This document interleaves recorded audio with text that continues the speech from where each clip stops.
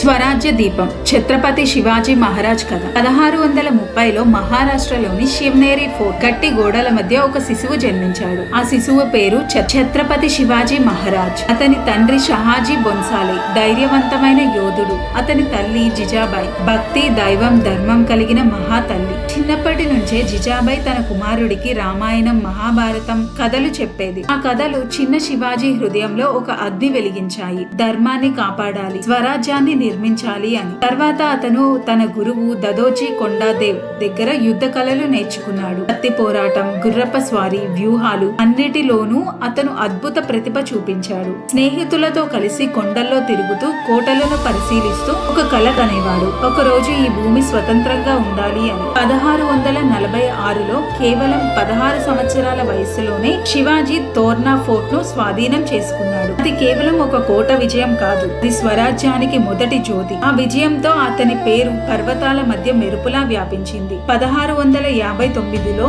బిజాపూర్ సుల్తాన్ శివాజీ ఎదుగుదలను చూసి భయపడ్డాడు. అతను క్రూర యోధుడు అఫ్జల్ ఖాన్ ను పంపించాడు. ప్రతాప్గఢ్ వద్ద ఇద్దరు కలుసుకున్నారు. అఫ్జల్ ఖాన్ కౌగిలించుకుంటూ మోసం చేసి దాడి చేయబోయాడు. అని శివాజీ సిద్ధంగా ఉన్నాడు. బాగ్నత్ తో అతని పొట్ట చీల్చి బీచ్వా ఖడ్గంతో అతన్ని సంహరించాడు. ఆ రోజు నుంచి శివాజీ పేరు విజయం యొక్క ప్రతీక అయ్యింది. తర్వాత మొఘల్ చక్రవర్తి ఔరంగజేబ్ శివాజీని అణచివేయాలని ప్రయత్నించాడు. అని శివాజీ గెరిల్లా యుద్ధ వ్యూహాలు, కొండల్లో వేగంగా దాడి చేసి మాయం కావడం, పెద్ద మొఘల్ సైన్యాలను కూడా మోసం చేశాడు. 1666లో శివాజీని ఆగ్రా ఫోర్ట్ లో బంధించారు. అతను తన కుమారుడు శంభాజీతో కలిసి పండ్లబుట్టలో దాక్కొని రాత్రి అక్కడి నుంచి తప్పించుకున్నాడు. ఆ సాహసం చరిత్రలో అత్యంత తెలివైన పారిపోవడంలో ఒకటిగా నిలిచింది. 1674 జూన్ 6న రాయ్గఢ్ ఫోర్ట్ లో శివాజీ మహారాజ్ ఛత్రపతిగా అభిషిక్తుడయ్యాడు. అది స్వరాజ్య జననం. అతని పాలనలో రైతులు రక్షించబడ్డారు, మహిళల గౌరవం కాపాడబడింది, ప్రజలకు న్యాయం లభించింది. ఒక రోజు చరిత్ర